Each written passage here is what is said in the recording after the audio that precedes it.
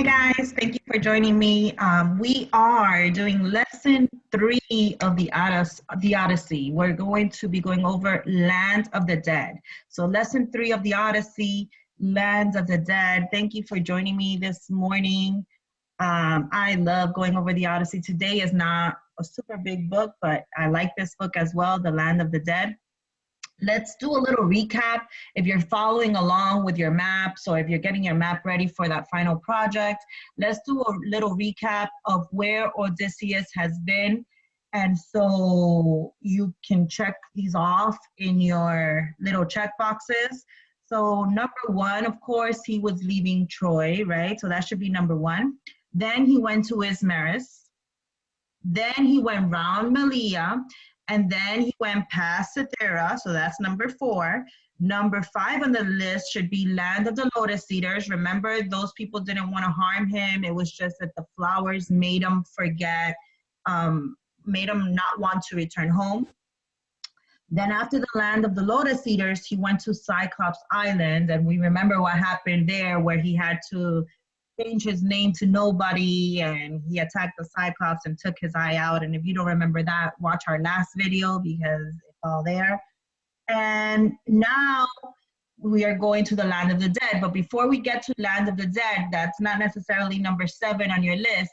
Let's read the little intro, okay? So in Land of the Dead, Odysseus and his men sailed to Aeolia, where Aeolus, king of winds, sends Odysseus on his way with a gift, a sack containing all the winds except for the favorable west wind.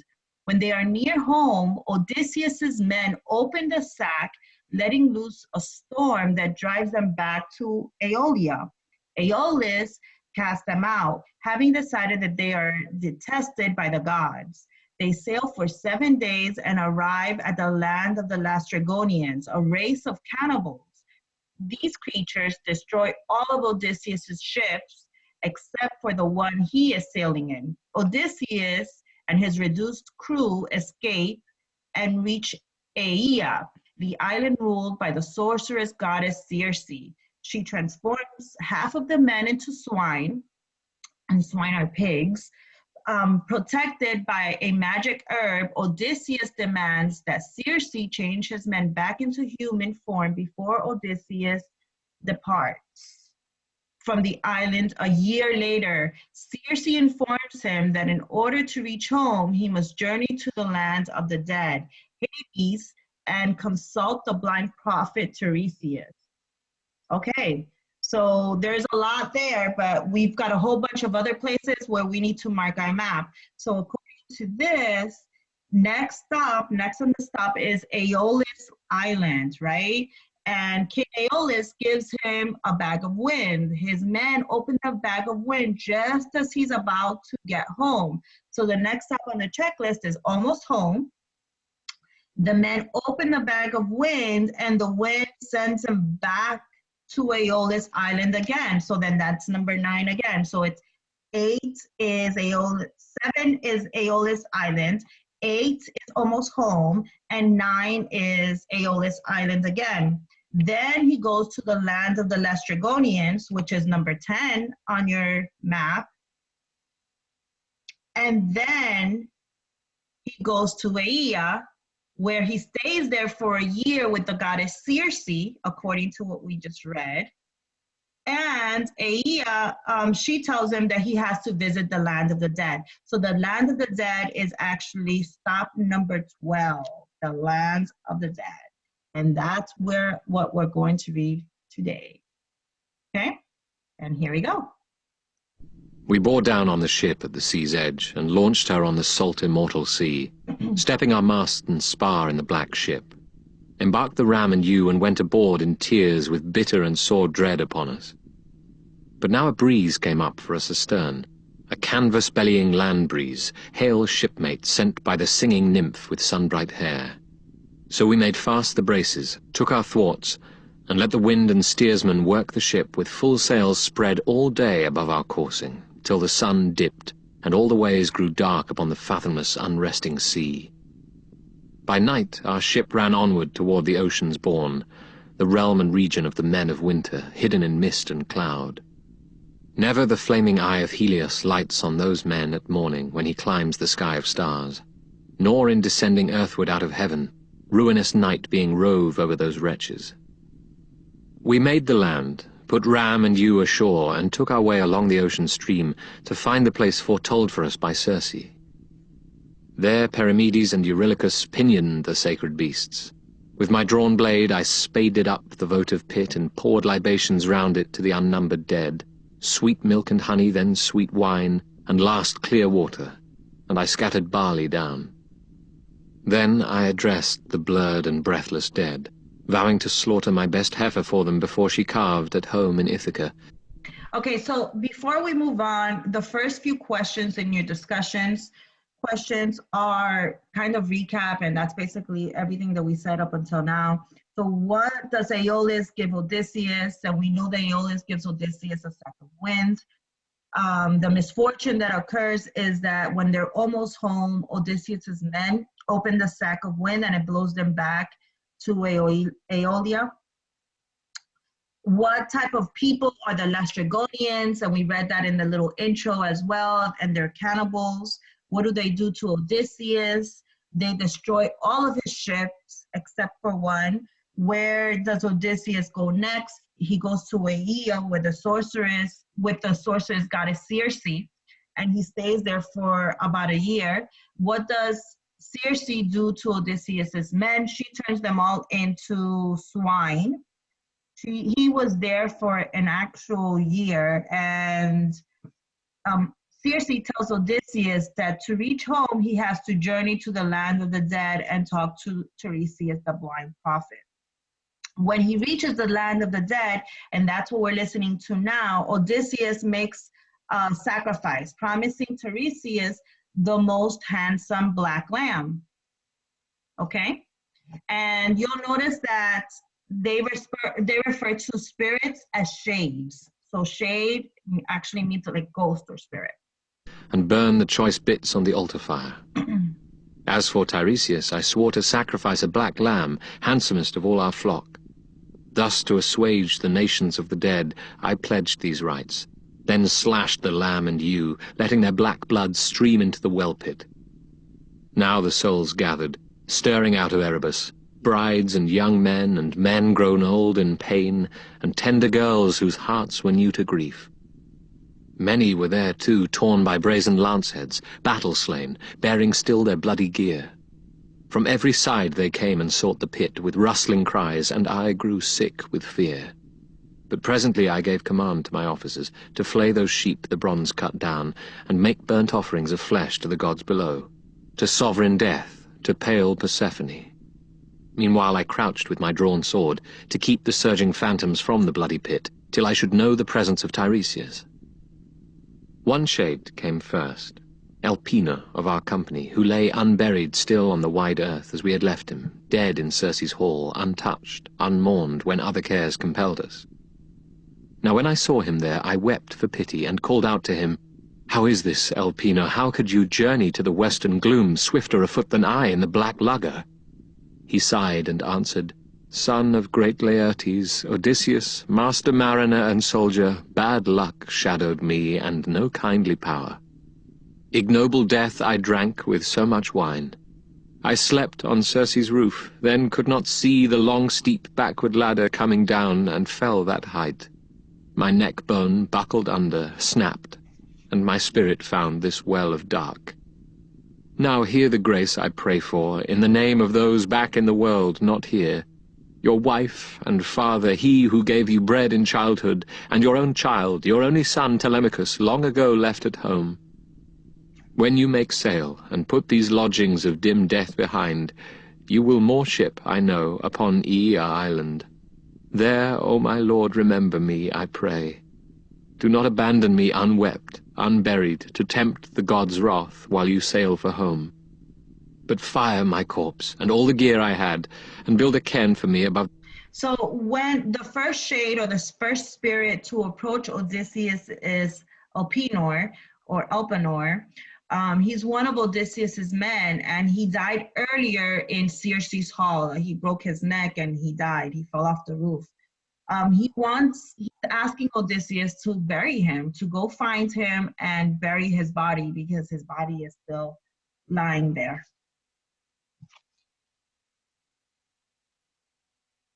The breakers, an unknown sailor's mark for men to come. Heap up the mound there and implant upon it the oar I pulled in life with my companions. He ceased, and I replied, "Unhappy spirit, I promise you the barrow and the burial." So we conversed, and grimly at a distance, with my long sword between, guarding the blood, while the faint image of the lad spoke on. Now came the soul of Anticleia, dead, my mother, daughter of Autolycus, dead now, though living still when I took ship for holy Troy. Seeing this ghost I grieved, but held her off, through pang on pang of tears, till I should know the presence of Tiresias. And the second ghost that he sees is his dead mother. Now, when he left to go fight this war that lasted 10 years, and he's been on this journey back home for another 10 years, when he left, his mom was still alive. So obviously she's died, and now she is in the land of the dead. She's in the underworld. And so she's the next spirit. And he says that when he saw her, he grieved, he cried. Soon from the dark, that prince of Thebes came forward, bearing a golden staff, and he addressed me. "Son of Laertes and the gods of old, Odysseus, master of landways and seaways, why leave the blazing sun, O man of woe, to see the cold dead and the joyless region?" And this is important. So now finally he's talking to Tiresias. He's gone all the way to the land of the dead to speak to Tiresias.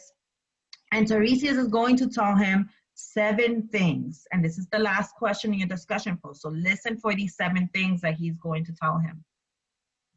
"Stand clear, put up your sword. Let me but taste of blood, I shall speak true." At this I stepped aside, and in the scabbard let my long sword ring home to the pommel silver, as he bent down to the sombre blood. Then spoke the prince of those with gift of speech. "Great captain, a fair wind and the honey lights of home are all you seek. But anguish lies ahead. The god who thunders on the land prepares it, not to be shaken from your track, implacable, in rancor for the son whose eye you blinded. One narrow strait may take you through his..." So first thing he tells him is that Poseidon is seeking vengeance for Odysseus blinding Cyclops, Polyphemus. Remember that story last video? So now Poseidon is angry because Odysseus has blinded his son and he is seeking vengeance. So that's number 1. Blows, denial of yourself, restraint of shipmates. When you make landfall on Thrinacia first and quit the violet sea, dark on the land you'll find the grazing herds of Helios, by whom all things are seen, all speech is known. Avoid those kind, hold fast to your intent, and hard seafaring brings you all to Ithaca. But if you raid...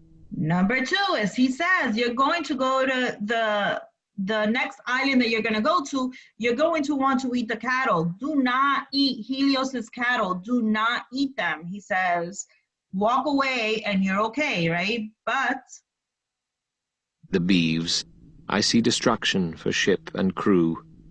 Though you survive alone, bereft of all companions, lost for years, under strange sail shall you come home, to find your own house filled with trouble. And he says that all his companions are going to die. He is going to be the lone survivor. And he's going to come home under someone else's sail with somebody else's boat, is what he's saying. Insolent men, eating your livestock as they court your lady. Aye, you shall make those men atone in blood. When he gets home, he's going to find a bunch of men in his house trying, remember, his wife has been without a husband for about 20 years. So he's going to find a bunch of men in his house trying to court his wife. That's number 5. But after you have dealt out death, in open combat or by stealth, to all the suitors, go overland on foot, and take an oar, until one day you have come where men have lived with meat unsalted, never known the sea, nor seen sea-going ships, with crimson bows and oars that fledge light hulls for dipping flight. The spot will soon be plain to you, and I can tell you how. Some passerby will say, "What winnowing fan is that upon your shoulder?" Halt, and implant your smooth oar in the turf, and make fair sacrifice to Lord Poseidon. A ram, a bull, a great buck.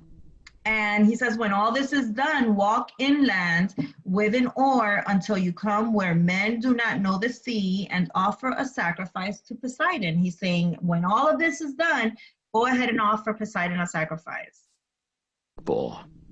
Turn back and carry out pure hecatombs at home, to all wide heaven's lords, the undying gods, to each in order. Then a sea-born death, soft as this hand of mist, will come upon you, when you are wearied out with rich old age, your country folk in blessed peace around you. And all this shall be just as I foretell. And the last thing he tells him is that he is going to die at sea. His death will come by sea, and it will be soft. In other words, he'll get to live to a ripe old age, and he'll die as an old man. So that was the last question of your discussion post. Once again, Odysseus went to a few places today. So there's a few places that you need to mark on your map. So I'm going to recap that really quick for you, especially if you joined the call a little bit late. Number 1 on your map should be Troy, because he was leaving Troy. Number 2 on your map should be on page 983, and that is Ismaris. Number 3 on your map should be on page 984, and that's when he rounds Malea. Number 4 is past Cythera, and is 984 as well. Number 5 is Land of the Lotus Eaters, and that's also on page 984. Number 6 should be Cyclops Island, and that is page 986. Number 7 should be Aeolus Island, and that's page 999. That's when he gets the bag of winds. His men open that bag of winds when he's almost home, which is number 8, almost home, and that's page 999. Then number 9 is back to Aeolus Island, page 999 again. Number 10 is Land of the Lastrygonians, and again, that's page 999. Number 11 is Aea, where Circe tells him that he needs to go to the land of the dead, and that is also page 999. And then that leaves us at number 12, the Lands of the Dead, which is page 999. So he's done quite a bit of traveling in order to get to his next location. And we will talk about that tomorrow when we go over lesson 4 at 10 o'clock. So I hope some of you are able to join me for tomorrow's lesson. Today's video will be posted later on, and I will be available on Edsby all day long. At 11 o'clock, I will be having a conference, so please feel free to join in. If you have questions about your grades and you want to go over anything that you could possibly do to bring your grade up. Okay, guys, thank you for joining me, and have a great day. See you guys